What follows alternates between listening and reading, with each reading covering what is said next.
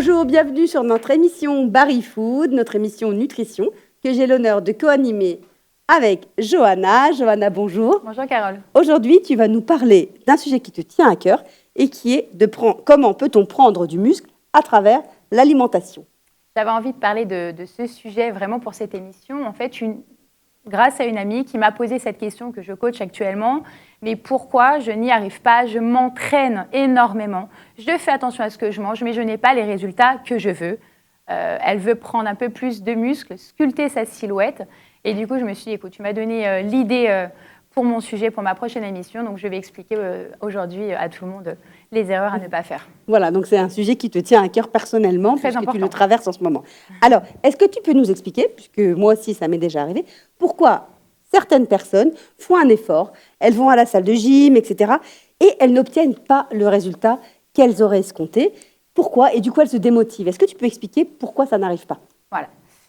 La réponse est très simple. Alors, Barry Food, pour faire un petit jeu de mots, Barry Food, c'est notre émission nutrition. Donc, je vais parler essentiellement de nutrition. Et tant que les personnes qui attendent un résultat dans la prise de muscle ne comprennent pas ça, ils n'auront aucun résultat stable. En gros, quand on s'entraîne, on va fatiguer, on va abîmer le muscle, on va le stresser, on va carrément le casser en fait. Voilà, pour donner une image, on va casser le muscle. L'entraînement, c'est la casse. Et l'alimentation, la nourriture, ce sera la réparation. Réparation de la casse. Exactement. Donc, en fait, sans cette alimentation qui va venir réparer le muscle, on n'aura pas de résultat, à part peut-être de la frustration et des blessures. Parce que le muscle ne va pas se réparer comme il se doit. Donc, ce que tu veux dire, en fait, c'est que la performance se base sur une bonne alimentation. OK. Est-ce que tu peux nous dire que quand on veut progresser, donc on a l'alimentation, puisque tu viens d'en parler. On a les efforts physiques qu'on va faire dans le sport, dans la salle, etc. Est-ce que ça suffit ou est-ce que tu vois encore autre chose? Alors, essentiellement, bien sûr, qu'on est sur l'alimentation, mais pas que. Il y a plusieurs critères, en fait. Il y a tout un ordre à respecter. Donc, on a l'alimentation. Peut-être qu'on détaillera si on a encore un moment pendant l'émission. Mais on va avoir aussi la surcharge progressive. La surcharge progressive, c'est quoi? Ça va être de ne pas avoir peur de rajouter du poids à ces séances, parce qu'on parle de prise de muscle. Donc forcément, il va falloir aller choquer le muscle. Donc prise de masse, augmenter progressivement les charges. S'entraîner avec des poids dans la main, voilà, mais 2 kilos, 3 kilos. Alors 2 kilos, c'est bien pour l'échauffement, mais si vraiment on veut vraiment... Voilà, les femmes, elles veulent développer bien souvent le groupe musculaire fessier, les hommes, les bras, les pecs. Donc, s'ils y vont avec du 2 kilos, ils n'auront aucun résultat. Il va vraiment falloir ne pas avoir peur de charger. Par exemple, si on veut développer les fessiers pour une femme, on les met où les charges, les poids au niveau de quoi? Alors, il y a plusieurs machines. Si on s'entraîne dehors ou à la maison, il y a plusieurs exercices à faire, comme les squats avec du poids, ou en machine, il y a des machines spécifiquement pour ces exercices-là, pour les groupes musculaires en question. Et une dernière chose, donc on a parlé donc de la surcharge, de rajouter bien du poids progressivement. Et pour que le muscle comprenne qu'il doit vraiment grossir, en fait, prendre, il va falloir que la personne qui s'entraîne ressente l'échec musculaire. L'échec musculaire, c'est quoi? Alors voilà, tu me demandais un exemple pour les fessiers. Je suis sur une séance fessier à la maison, je fais des squats avec, par exemple, une kettlebell à un poids. Il faut, si vraiment je veux que mon muscle prenne, il va falloir que la dernière répétition de mon exercice soit très, très dure, voire jusqu'à l'échec. C'est-à-dire que vraiment, j'ai du mal à remonter. Et là, si on emmène le muscle à l'échec, voilà, qui est une grosse difficulté, là, ça va commencer vraiment le muscle va commencer à comprendre. Ce que tu veux dire, c'est quand c'est trop facile, c'est qu'on ne fait pas travailler le muscle. Pas pour une prise de masse. Le muscle travaille, mais pas pour une prise musculaire. Très bien. Et un dernier petit point, on a l'habitude toujours, on a parlé d'alimentation, on a l'habitude toujours de se dire l'alimentation, mais quel genre d'alimentation? Alors nous, en tant que femmes, on est toujours un petit peu en déficit calorique, on essaye de faire attention à sa ligne et pour notre santé et pour nous se sentir bien dans son corps. Mais dans une prise musculaire, là, on va devoir switcher et être en excès calorique. Donc c'est très dur au début parce qu'on va devoir manger soit plus fréquemment et augmenter ses calories. Alors attention, on va devoir faire attention et garder des calories saines pour éviter de prendre du gras et prendre que du muscle. D'accord, ça c'est si on s'entraîne beaucoup. Ça c'est si on s'entraîne beaucoup. Si on veut vraiment faire une prise musculaire, prise de masse. Ok, donc ça veut dire s'alimenter avant l'entraînement, s'alimenter après l'entraînement, avec et même pendant les jours de repos. Certaines choses que tu vas recommander plus tard, quoi avant, quoi après, c'est intéressant. Est-ce que si on s'entraîne, qu'on a une bonne alimentation, est-ce que ça suffit? Ou est-ce qu'il y a encore autre chose que tu aimerais qui manque? C'est les points essentiels. Mais c'est vrai que le sommeil, puis comme dans tout état, le sommeil, c'est la phase de récupération. Donc sans sommeil, il n'y aura pas de phase de récupération optimale. Donc le sommeil, c'est vraiment très important parce que c'est en se reposant, c'est pendant la nuit que les muscles aussi se réparent davantage. Donc oui, c'est aussi très, très important. Par exemple, moi, il y a des fois, je finis tard ou pour X raisons, je dors très, très mal la nuit. Je vais essayer de repousser mon entraînement le lendemain matin par peur de me blesser. C'est un peu comme c'est dans le cerveau en fait. Dans la nuit, on renouvelle. Le corps ne sait pas renouveler. Exactement. On va encore l'entraîner sur quelque chose qu'il n'a encore pas réparé. On finalise le travail de la veille en dormant. Tu as raison. J'ai une autre question. Les compléments alimentaires, on en parle, on en voit partout. Toutes les super farms, toutes les drogueries sont pleines de ces compléments alimentaires.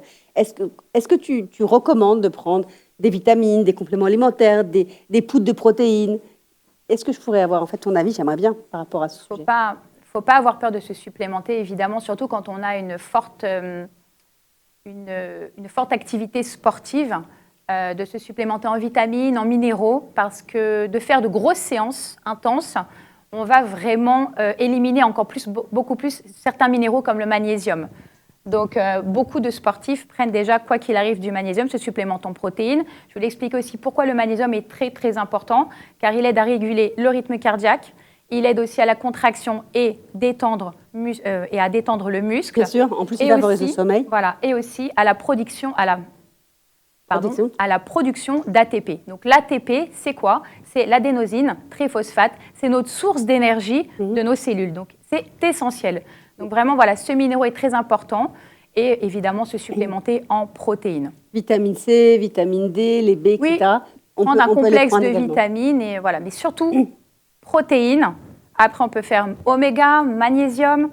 Après, les protéines, qu'elles soient cuisinées ou qu'elles soient en poudre, peu importe. Y a-t-il une différence entre, par exemple, je finis un entraînement, je prends une boîte de thon ou alors je prends de la poudre protéinée? Est-ce que tu vois une différence entre les deux? Est-ce que tu recommandes plus l'un que l'autre? Alors, si on peut apporter toutes les protéines au sein de l'alimentation, comme je l'ai dit lors de ma précédente émission avec Mickaël, Dr Wolf, c'est beaucoup mieux.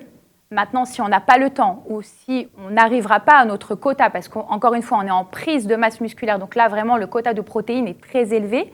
Donc là, on va devoir vraiment obligatoirement, à un moment donné dans la journée, si ce n'est pas la collation ou le soir avant de dormir, prendre un supplément de protéines, comme par exemple un check de whey. Un yaourt pro ou un yaourt pro ou peut-être un Khatif Relbon, une petite barre protéinée.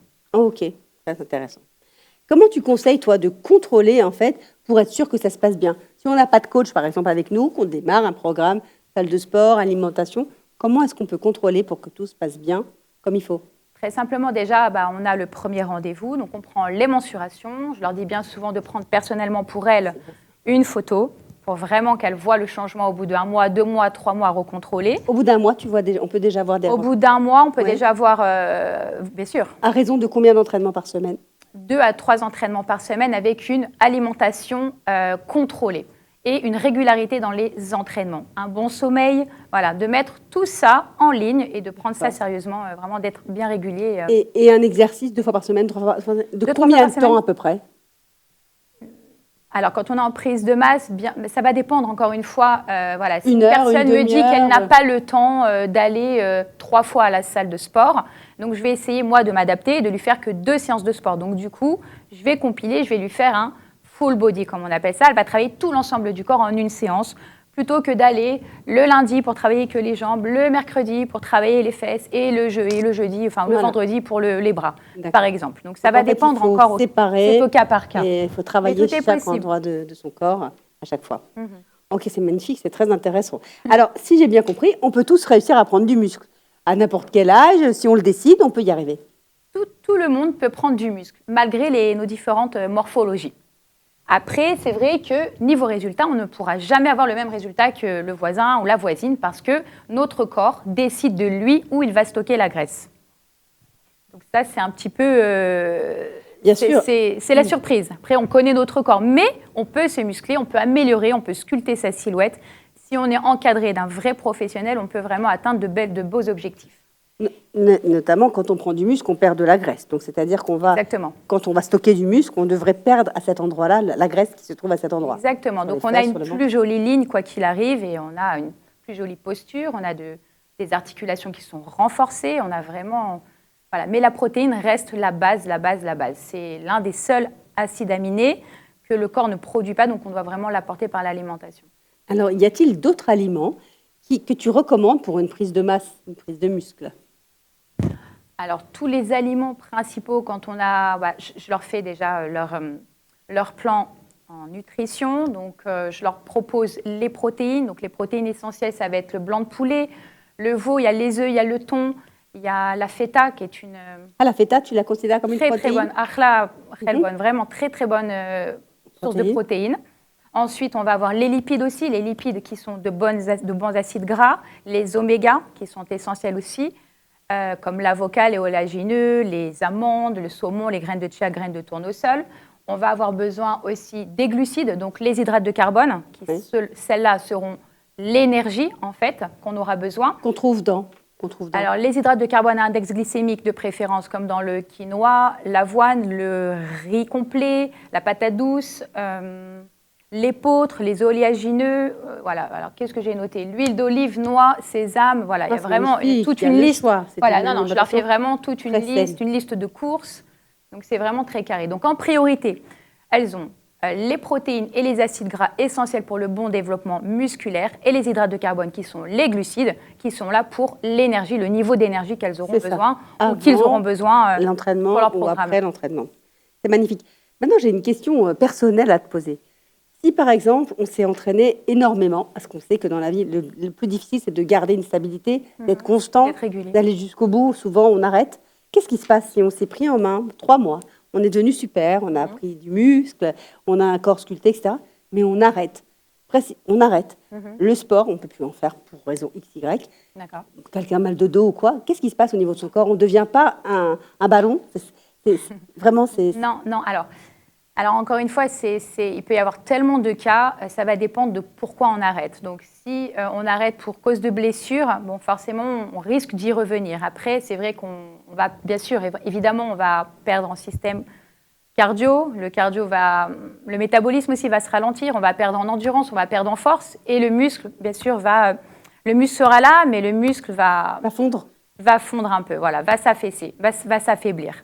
Après, ça, c'est vraiment si on a commencé à s'arrêter quand même à un mois, au bout d'un mois. Après, une semaine d'arrêt quand on va en vacances, bien sûr. C'est OK, on peut partir en vacances tranquillement. À partir de 2 semaines, c'est léger, c'est vraiment léger. À un mois, on peut vraiment commencer à voir que là, ce que tu veux dire, c'est qu'une fois qu'on a commencé, on n'arrête pas.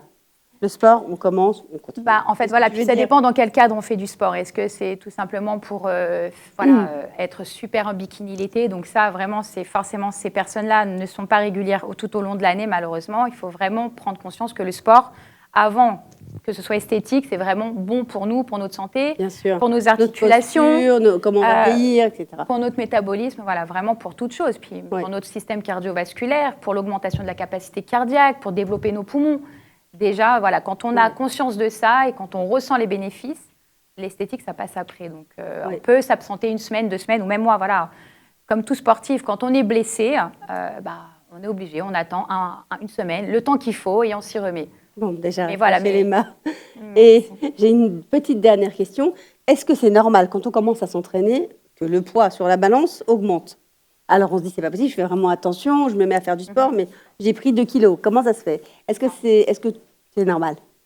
C'est normal parce que le muscle, alors, quoi qu'il arrive, le muscle pèse lourd et va remplacer un petit peu la graisse. Donc, si on est en prise de masse, prise musculaire, le but, c'est qu'on veut prendre du poids, mais on veut prendre du bon poids, pas de la graisse, donc du muscle. Ok. Donc, pas se baser sur la balance. Non, les mensurations sont importantes. Dans le miroir, on a une meilleure silhouette. Les mensurations sont meilleures. Le poids, il est supérieur. Donc, c'est normal. C'est juste le muscle qui a remplacé la graisse. Voilà. Donc, on va s'inquiéter. D'accord. Ok, super. Johanna, merci beaucoup. Ce sujet était passionnant. Tu nous as bien éclairé sur comment vous entraîner, comment prendre du muscle, comment diminuer sa graisse. Voilà, merci beaucoup, Johanna. On espère te retrouver sur une prochaine émission. En attendant, à bientôt. Et remets-toi vite. Au revoir. Merci beaucoup. Bonsoir.